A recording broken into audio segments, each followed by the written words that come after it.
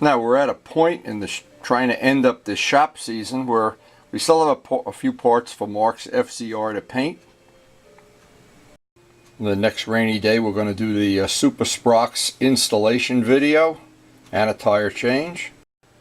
We have two more Benelli fairings, and Vlad was not happy with the paint match from the old paint, and I think he's out trying to get new paint this week. Again, we're going to put that job on hold until he gets the paint of his choice, but in the meantime we'll get to do some work on Mark's stuff. And we basically have this part to work on. Has a lot of Bondo work to do, has some tabs to fix, and we have a fairing that needs some Bondo and bodywork, and since this is a rainy day, and a repaint of the seat. So because it's raining out there right now, it may not rain all day, but because it's raining, I thought I'd get a lot of these parts prepped up. And my goal is to get most of the painting done, and on a day when paint is dry, do that sprocket and tire. So it's pretty much what happens this time of year every year.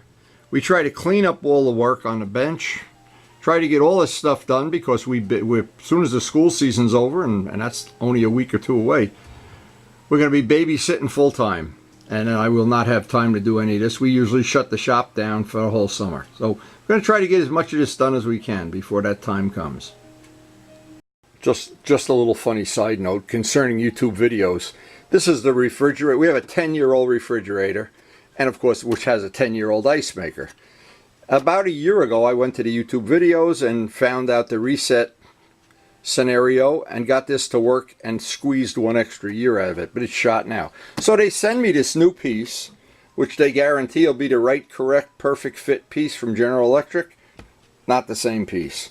So I was going to try to work on that today, but whenever you pull something like this, here's the point. Whenever you pull something like this apart, watch the videos on YouTube, because there's always some helpful little tips. In fact, this is the reset scenario for this ice maker. I didn't know that, but knowing it now, I do get, and I got an extra year, or maybe a year and a half of free service out of the ice maker before I had to buy one. And it's almost guaranteed they're going to send you some replacement part with a different number. Kind of a pain in the ass, but somewhere the tech people on this, I hope they can straighten it out. We'll put that on a future video.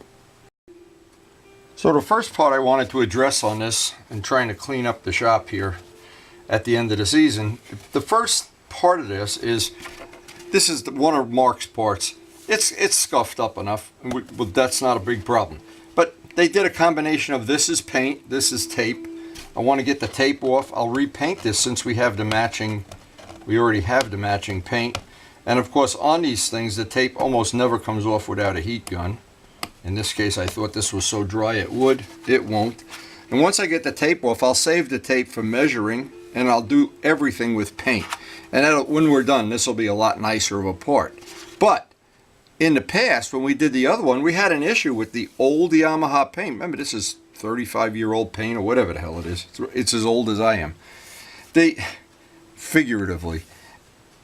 But what the problem is, sometimes these parts, there's an incompatibility issue. Back in this day, they used a whole different type of paint. So I got to get the heat gun and pull that red stripe off. Now, what typically happens with this stuff, when you start pulling it up, sometimes it pulls up big chunks of paint, in which case you got extra hours of Bondo work and clean up and CA and whatever. And sometimes it comes up. Now, and Yamaha was so cute. They did the white stripe and this all in one piece of tape, but of course the tape never comes off in one shot, and it always manages to do some little damage, and it leaves on that awful, you could almost like fly paper, that if you ever try to paint over that, you're just dead in the water. Now, this is what always seems to happen with these really old parts. When you go to take, and this is just ordinary acetone, when you go to take that glue off, and acetone is the only thing that cuts it that I know of here, it takes some of the paint off too, but it doesn't take the blue off. So what it tells you is this is a different kind of paint than the white, which we kind of found out the hard way, and I hope this doesn't mean we're going to have some kind of contamination issues here, because boy, when you're dealing with this old stuff, you never know what's underneath. You ever see these these house videos where they renovate houses and they take down a wall and there's a dead body behind it. Well, that's pretty much what you have with old paint. You never know what's underneath it. And there's a crack I've got to fix. Oh boy. It seems like, now see, with this glue on here, if I were to, let me just get a little bit of this. If I were to try to sand that or paint over it or whatever, all I'd be doing is wasting my time. Now it'll start to come off, but it's going to wind up, once it gets soft, it winds up taking, it takes right down to the yellow primer. I don't know why they use yellow primer on this. That's kind of crazy. But then everything, you know, you got to realize that a lot of this stuff, this might even be is an aftermarket part probably. I don't know. You never know what parts are new, what parts are aftermarket, what kind of plastic they've used. I've done Ducati mirrors over and over and over for Luciano. I bet I did 5 or 6 sets of them.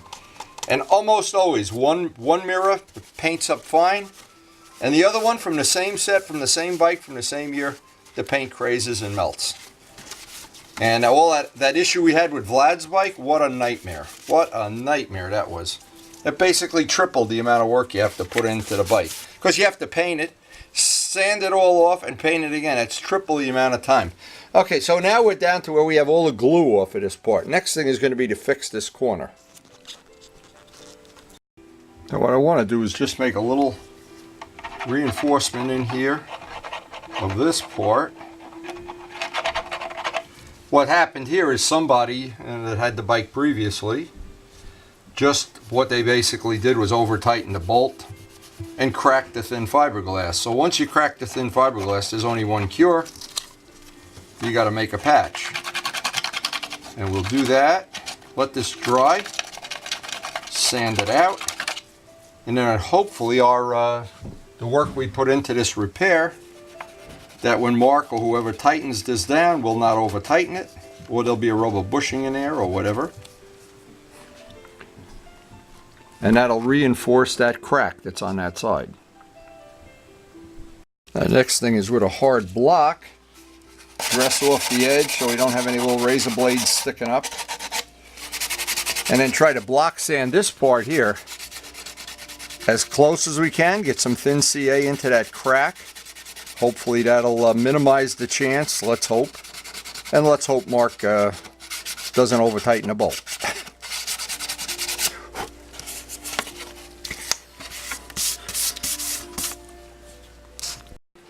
Now the next thing on this, since we've already cleaned it with acetone, I've got some 400 sandpaper wet and dry.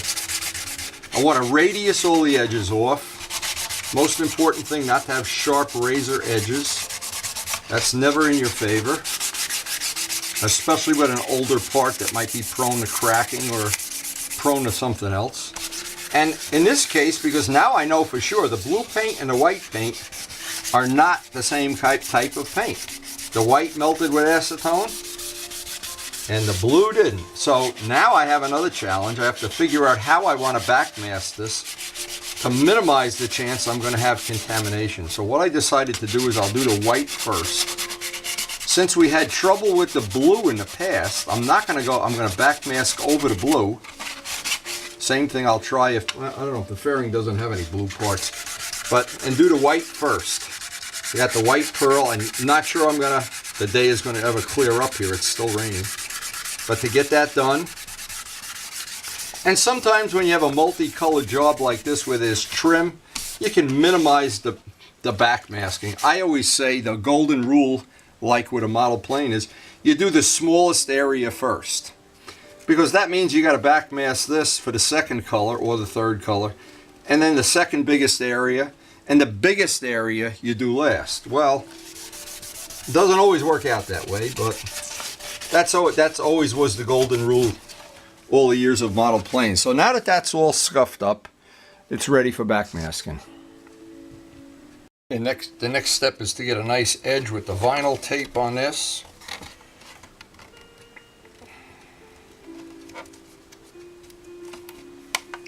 The vinyl tape will make a nice edge when we pull up the paint. We just can use the blue that's on here as our little pattern anyway. You want to get this edge pressed down real good.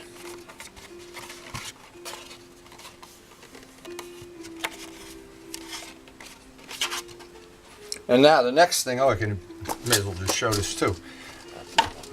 Our late friend, Walt Frey, gave us a thing years ago. I always mention his name because I'm always thankful for people that share things on YouTube. Even this refrigerator thing has turned out to be, YouTube has some good information. And I remember, one of the things I always remember, I thank Glenn for showing me. We were putting the engine in his Ducati and he had some kind of problem with the water pump, I don't remember what. Let's look on YouTube. He looked on YouTube and there was the answer we were looking for. So from that day on, I was pretty aware of how useful that information could be. Now on this side, it's real easy. I'll press this down. I can see the impression of the tape right there. Relatively easy to do this then. And again, Walt Frey was a professional, of course, as opposed to whatever I am, I don't know. Semi-amateur or whatever.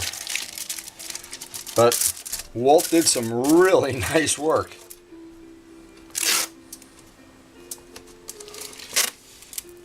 Now, isn't it nice how that, when you have that little impression there, how sweet that is. Alright, so this part is ready now, and what I'm going to do now, just to be on the safe side, I'm going to use the primer sealer instead of the self-etching primer. I do want to get this, and I probably can do this right in the doorway since it's such a small part. I do want to get a coat of primer sealer on that. And this is the primer sealer we used in the past. It's a very thin primer, it's gray, so it's good for this kind of an application where this part is going to be white. Now we needed just a little swipe of Bondo here. I wanted to level that off a little bit better. As soon as I put a little primer on there, I saw, ooh, that crack was showing through. So a little dab of, and this is the Bondo, it's 801. And you need hardener with it. They give you hardener with it. This is just extra hardener. But this is, for this kind of a little baby touch-up, this is the best, not the big stuff in a gallon can. This is the 80, what is it, 801.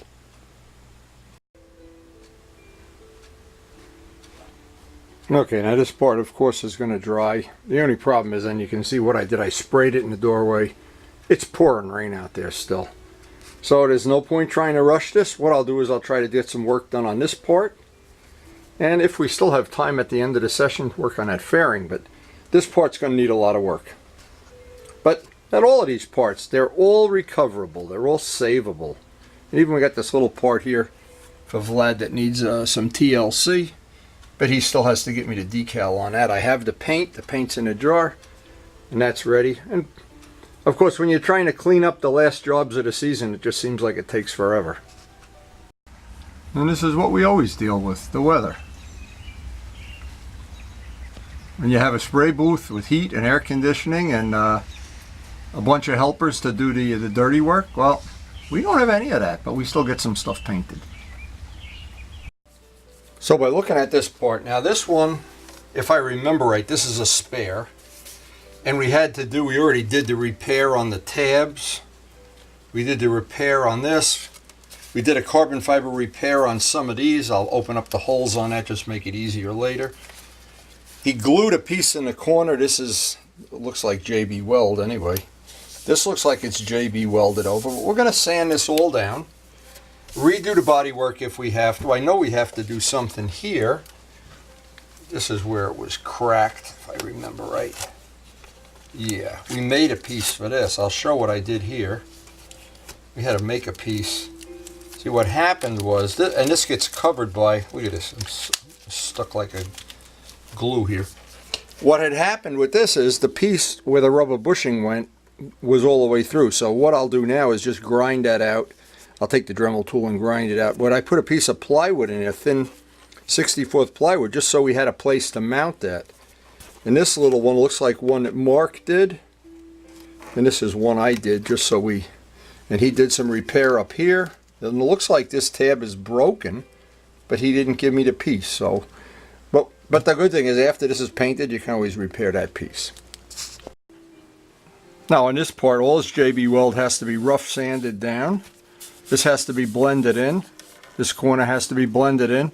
And this is going to be pretty, to get a nice smooth finish on this, relatively labor intensive, as opposed to just doing little touch-ups. But what's handy, having a few of these tools around.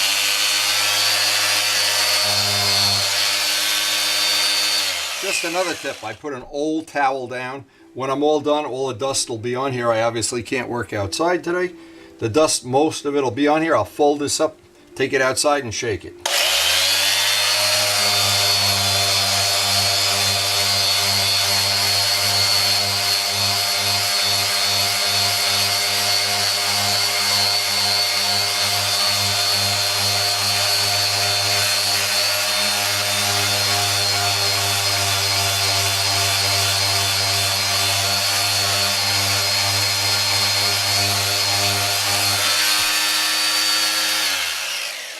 Now again, the trouble with a part like this is we got multiple kinds of paint, material, plastic, Bondo, JB Weld, so we're going to be real careful. I'll put that sealer on this part too to make sure we don't have any unnecessary contamination issues. This little corner has to be done.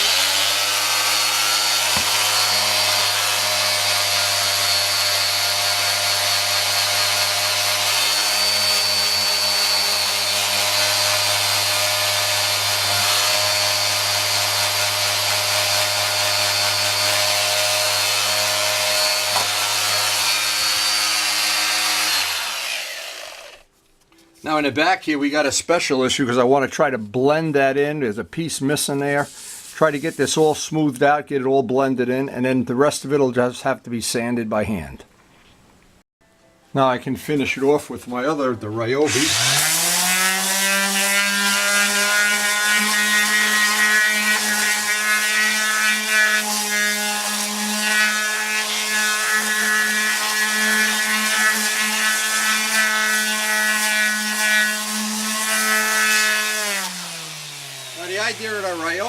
The Ryobi is better for doing flat surfaces. This is better for getting in nooks and crannies. But now we're coming up on having this pretty much the way we want it. So what I'm going to do is get some wet and dry, some 220 wet and dry here for the rest of this. This is a Rhino Wet 220. Again, what we're trying to do is get the whole surface scuffed and smooth, because it will need some Bondo, there's no doubt about it. But I don't want to paint over anything, and I already had pre-cleaned these parts with Simple Green and the degreaser, and I don't want to grind any of that in. I want to radius all the edges off, most important thing. And the 220 is very aggressive, so it's probably going to need at least 2 coats of primer to seal in all the sanding scratches, but that won't matter because we will revive this part. We will bring him back to life. Only we could bring me back to life. Need more than a couple of cans of Bondo, that's for sure. Anyway, once I get this all sanded down, then it'll be a question of picking out the mistakes. And while this Bondo's drying, I'll try to do some work on that fairing if I can, but the weather the last hour has looked, it's getting worse if anything.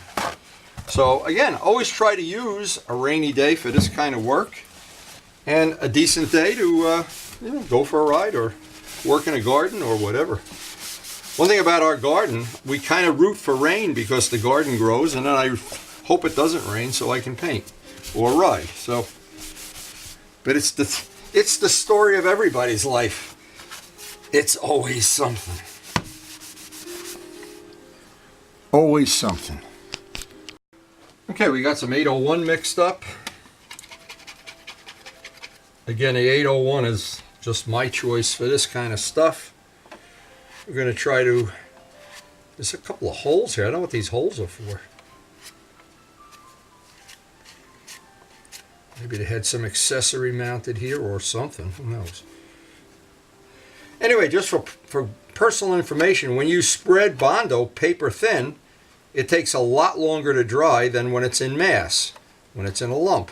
So by always having this around, once this hardens and where it's spread thin, it's going to take a little, it doesn't exotherm as quickly. And this is going to be a part that, this pearl white is a difficult color to get. It's got to be perfect. So we may have to do this 3 or 4 times till we're satisfied with it, but we will get it. And what's really nice, I think it's really nice, is when you, and in Mark's case, he enjoys the old bikes just like I do. When you see one for sale that you'd really like to have, and you know you're not going to be able to buy this bodywork at realistically in good shape, to be able to do this kind of work, boy, that changes everything. Now, that's going to sit. While that's sitting and drying, and again with Bondo, it's heat sensitive. If you put this out in the heat, it'll dry quicker. It's about 65 degrees in here now. I wanted to try to get this around there a little nicer. Once that dries, we'll come back in, bring it back in, sand it, and in the meantime, we could just start on that fairing. That fairing's going to be a big part to do. Okay, before we get the fairing started, I wanted to take and sand, block sand down, because what we have here is paint, and then where there's no paint.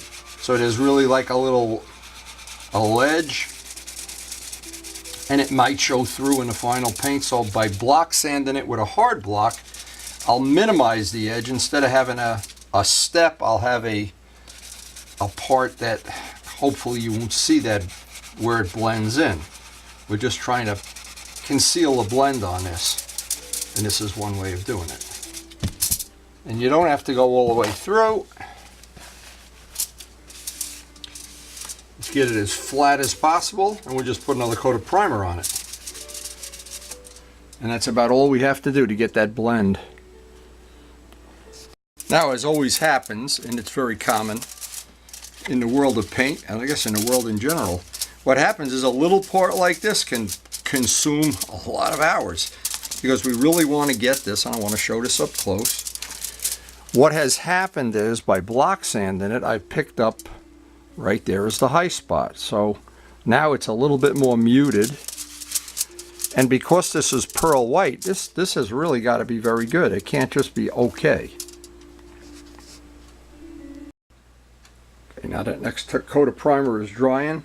It still looks like there's some, we'll get a little, maybe one more sanding and repriming before the day is over. And because it's a rainy day, we have plenty of time to, plenty of what I call dry time. This should be ready for sanding. We get out the two power sanders, and then the final part of this has to be done by hand before we prime it. Now, the way the day's playing out here, and you never know, because we are always subject to our babysitting changing at the last minute. I may not get the fairing done today, but if I get these 2 parts done, I know we're 2 parts closer to the summer riding season and having the shop nice and empty, so every day we can ride.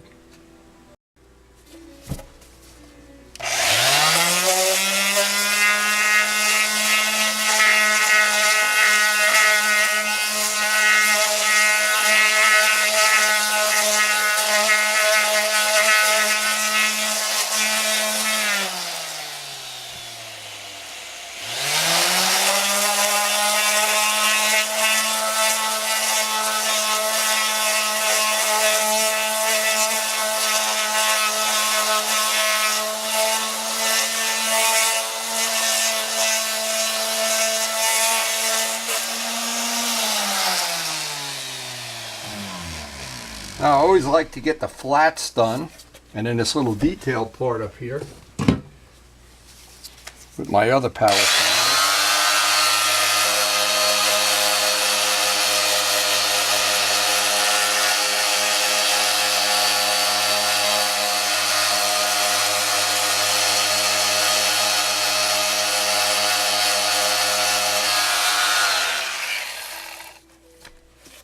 I'll work this area by hand and resand the whole part with some 400, and I'll be ready for primer.